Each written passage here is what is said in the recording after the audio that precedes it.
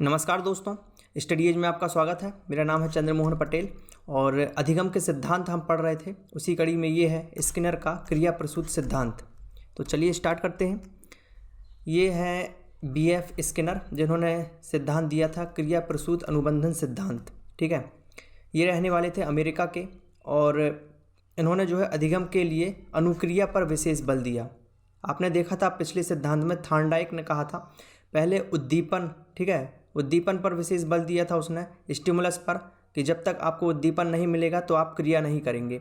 लेकिन स्किनर ने थॉर्नडाइक के सिद्धांत के विपरीत बात करी और उन्होंने जो है एसआर थ्योरी को, एसआर मतलब स्टिमुलस और रिस्पॉन्स, तो स्टिमुलस रिस्पॉन्स को आरएस थ्योरी में कन्वर्ट कर दिया। ठीक है, पहले अनुक्रिया की जाएगी और फिर यदि उसका सकारात्मक, यदि आपको पुनर्बलन मिलता है, स्टिमुलस मिलता है, तो आप उस क्रिया को बार बार दोहराते हैं। ये सिद्धांत था स्किनर का। तो उन्होंने एसआर थ्योरी को आरएस में कन्वर्ट कर दिया था, तो इसलिए इसका नाम क्या है, रेस्पॉन्स स्टिमुलस थ्योरी। और इन्होंने अपना प्रयोग किया था चूहे पर और फिर कबूतर पर। पहले चूहे पर किया था 1938 में और फिर उन्होंने कबूतर पर किया था वही प्रयोग 1943 में। तो ये सारे फैक्ट आपको याद रखने हैं क्रिया प्रसूत अनुबंधन सिद्धांत के बारे में। ये है स्किनर बॉक्स जो उन्होंने अपना प्रयोग किया था, इसका नाम है स्किनर बॉक्स। उन्होंने एक बंद बॉक्स में एक चूहे को बंद किया और इसमें एक लीवर लगा होता था। लीवर को दबाने से भोजन प्राप्त होता था। चूहा जो है बार बार क्रिया करता है, उसको भोजन नहीं दिखाई दे रहा है। अभी स्किनर का ये मानना था आप स्वाभाविक क्रिया करते हैं, नेचुरल प्रकृति है बालक की या फिर किसी भी जंतु की, कि वो उसको आप छोड़ेंगे तो वो शांत नहीं बैठता है, कुछ ना कुछ क्रिया करेगा, अनुक्रिया करेगा। और यदि कुछ अनुक्रिया करने के पश्चात उसको सकारात्मक पुनर्बलन मिलता है, सकारात्मक पुनर्बलन यानी कि यहाँ पर मिल रहा है उसको भोजन, तो यदि इसको भोजन मिलेगा तो वो फिर वही क्रिया बार बार दोहराएगा। यहाँ पर चूहा है, यहाँ पर हरकत करेगा, घूमेगा, हाथ पैर मारेगा, धोखे से इसका हाथ जो है लीवर में पड़ जाएगा और लीवर पर पड़ेगा तो भोजन जो ये है, ये भोजन जो है इसको कंटेनर में प्राप्त हो जाएगा। ठीक है, ये फूड डिस्पेंसर है, इसको भोजन प्राप्त हो जाएगा। यही क्रिया वो बार बार करेगा तो अब उसे पता चल जाएगा कि इस लीवर को दबाने से भोजन प्राप्त होता है, तो वह अब सही अनुक्रिया करेगा, सही दिशा में काम करेगा। यहाँ वहाँ हाथ पैर मारने के बजाय डायरेक्ट लीवर पर हाथ पैर मारेगा और भोजन प्राप्त करेगा। तो यही स्किनर ने बताया था अपने सिद्धांत में कि आप अनुक्रिया करते हैं बार बार और यदि आपको सकारात्मक पुनर्बलन मिलता है तो आप वह क्रिया फिर दोहराते हैं। यदि आपको नकारात्मक पुनर्बलन मिलता है तो आप वो क्रिया फिर नहीं करते हैं। और ऐसे ही बालक के साथ किया जाता है कि यदि वह गलत काम करता है या फिर सही काम नहीं करता है तो उसको दंड देना चाहिए तुरंत, तो उससे वो दोबारा वह काम नहीं करेगा। लेकिन यदि वह अच्छा काम करता है, अच्छी अनुक्रिया करता है, तो उसको सराहना देना चाहिए, प्रोत्साहन देना चाहिए, तुरंत जो है उसको पुनर्बलन देना चाहिए, सकारात्मक पुनर्बलन। तो यही सिद्धांत था स्किनर का। इस सिद्धांत के कुछ उपनाम हैं, आप इसको याद रखेंगे, एग्जाम में पूछा जाता है। पहला तो है सक्रिय अनुबंधन का सिद्धांत। ठीक है, जैसा कि आप जानते हैं सक्रिय मतलब अनुक्रिया पहले कर रहा है, इसलिए इसका नाम है सक्रिय अनुबंधन।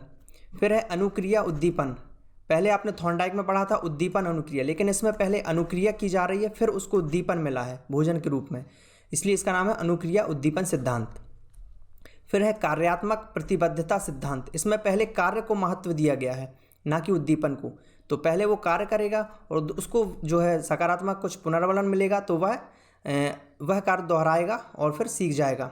तो यही है कार्यात्मक प्रतिबद्धता सिद्धांत।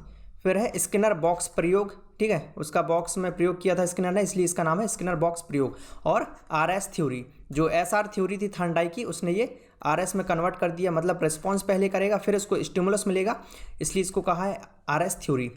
तो ये सारे थे इसके उपनाम। अब स्किनर ने बेसिकली कहा क्या है, हमें क्रिया करते रहना चाहिए और क्रिया के तुरंत बाद बालक को पुनर्बलन देना चाहिए। ठीक है, वो किसी भी तरह का पुनर्बलन हो सकता है, सकारात्मक या नकारात्मक, दो प्रकार के पुनर्बलन होते हैं। यदि अच्छा काम करेगा तो उसे प्रोत्साहन, सराहना या फिर इनाम मिलेगा, उसको हम बोलेंगे सकारात्मक पुनर्बलन।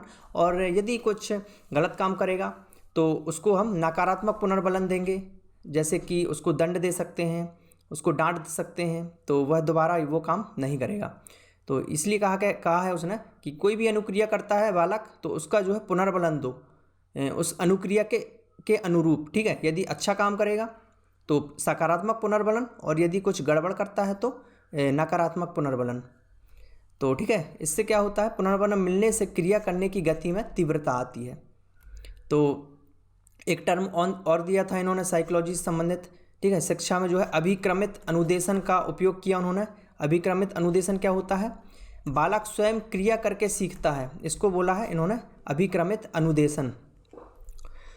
अब इस सिद्धांत से संबंधित कुछ प्रश्न हैं जो पुराने वर्षों में पूछे गए हैं, इसको भी आप स्वयं पहले करें, फिर इसका जो है एक्सप्लेनेशन सुनें। तो अभ्यास द्वारा सीखने पर सर्वाधिक बल किसने दिया था।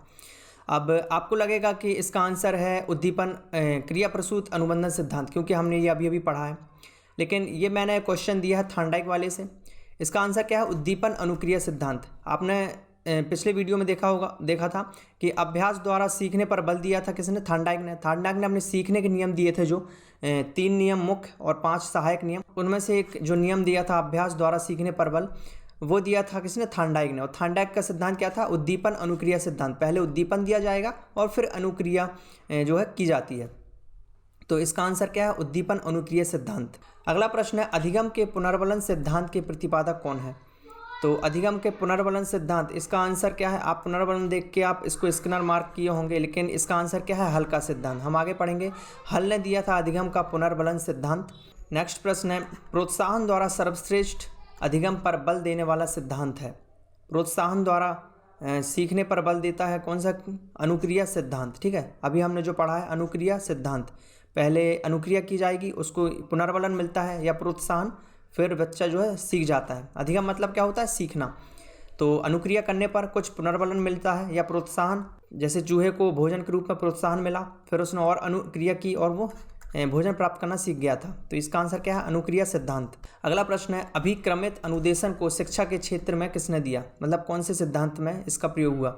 तो अभिक्रमित अनुदेशन हमने पढ़ा अभी, जो मैंने दिखाया था पिछली स्लाइड में देखा था। अभिक्रमित अनुदेशन दिया था स्किनर ने, और स्किनर का सिद्धांत क्या था, अनुक्रिया सिद्धांत। अभिक्रमित अनुदेशन का भेद रेखी अभिक्रमित अनुदेशन, ये टर्म किसने दिया था, रेखी अभिक्रमित अनुदेशन, ये दिया था स्किनर ने। तो ये था स्किनर का क्रिया प्रसूत अनुबंधन सिद्धांत। आई होप आपको ये वीडियो पसंद आया होगा, और इसी तरह के और भी वीडियो बाल विकास के प्राप्त करने के लिए हमारे चैनल को सब्सक्राइब कर लें और बेल आइकन को भी दबा लें, ताकि आने वाली वीडियो की नोटिफिकेशन आपको प्राप्त होती रहे। Thank you.